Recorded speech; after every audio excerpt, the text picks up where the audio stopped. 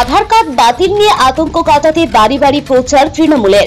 আতঙ্কিত না হওয়ার বার্তা জেলা সভাপতি।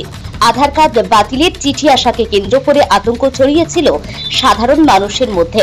এই আতঙ্ক কাটাতে গ্রামে গ্রামে ঘুরে মানুষকে আশ্বস্ত করছে তৃণমূল নেতৃত্ব।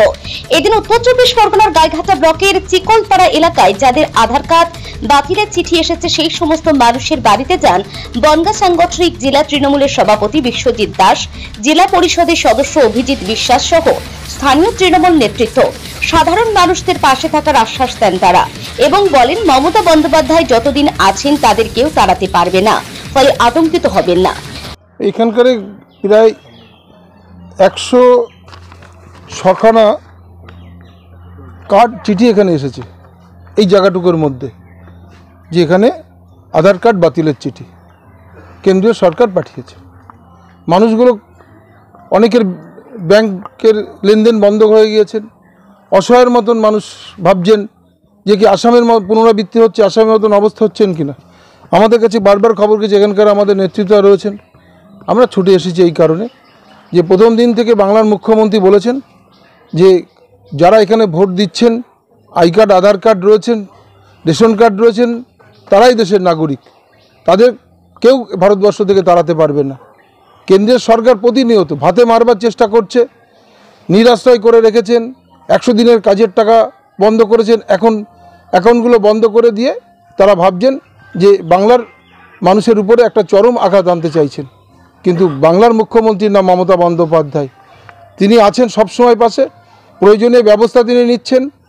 চিফ সেক্রেটারি থেকে শুরু করে ডিএম, বিডিও, এসডিও সবাইকে তিনি নির্দেশ দিয়েছেন এই প্রয়োজনীয় ব্যবস্থা নেবার জন্যে। মুখ্যমন্ত্রী বলেছেন পশ্চিমবাংলা আমি এনআরসি করতে দেব না, এই এনআরসির নামে মানুষের আসামের মতন বিপদগ্রস্ত হবেন, মানুষ অসহায় হবেন, মানুষ দুশ্চিন্তায় রয়েছেন। সেই কথা বলার জন্য এসেছিলাম যে মুখ্যমন্ত্রী এই বাংলা এনআরসি করতে দেবেন না, বলেছেন আমার বুকের উপর যেতে হবে, আমার জীবিত অবস্থায় পশ্চিমবাংলা আমি এনআরসি করতে দেব না। আজকে মানুষরা আমরা বলাতে কিছুটা তারা স্বস্তি পাচ্ছেন, তারা অত্যন্ত বুঝেছেন যে তাদের মাথার উপরে মুখ্যমন্ত্রী রয়েছেন।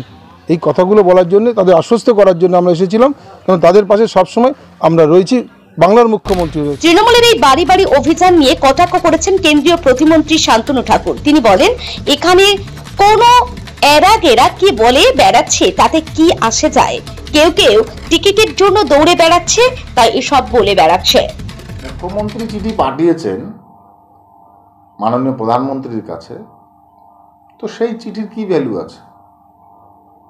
সেই চিঠির কি ভ্যালু আছে? পাঠিয়েছেন উনি, এখানে রাজনৈতিক বক্তব্য দিচ্ছেন, আর সেন্ট্রালে মাননীয় প্রধানমন্ত্রীর কাছে চিঠি লিখবেন, দুটোর ভিতরে আকাশ পাতাল তফাৎ। এই দ্বিচারিতা পদ্ধতিটা বন্ধ করতে হবে, কারণ রাজ্যের মানুষ শুনেছে ওনার বক্তব্য।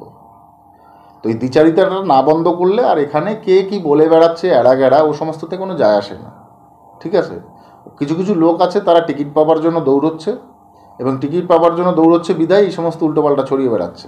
ওটা সম্পূর্ণভাবে সেন্ট্রাল গভর্নমেন্টের আওতায়। সেন্ট্রাল গভর্নমেন্ট যদি চায় তো সমস্ত কার্ড অ্যাক্টিভ হবে, সেন্ট্রাল গভর্নমেন্ট যদি না চায় তাহলে অ্যাক্টিভ হবে না। সেন্ট্রাল গভর্নমেন্ট চেয়েছে তাই অ্যাক্টিভ হয়ে গেছে, এটা রাজ্য সরকারের কোনো হাত নেই। আর আধার কার্ড ছাড়া কোনো ব্যাংক কোনো কিছুই করা যায় না। আমি সম্পূর্ণভাবে আশ্বস্ত করতে চাই আমাদের মানুষের, এতক্ষণে বোধহয় কোনো মানুষ বাদ নেই, প্রায় 50,000-এর উপরে মানুষের এটা হয়েছিল, ঠিক আছে? বাই ফল্ট মানে টেকনিক্যাল ফল্ট। এগুলো তো এরকমভাবে এক রাত দু রাতের মধ্যে কমপ্লিট করা সম্ভব না। এটা ডেটা প্রসেস থাকে, সেই ডেটা প্রসেস অনুসারে টেকনিক্যালি ওটা অটোমেটিক হতে থাকে। তো সেই প্রসেসকে বন্ধ করে দেওয়া হচ্ছে, দ্যাটস ইট। সেটা তো স্বীকার করে নেওয়া হচ্ছে অকপটে টেকনিক্যাল ফল্ট।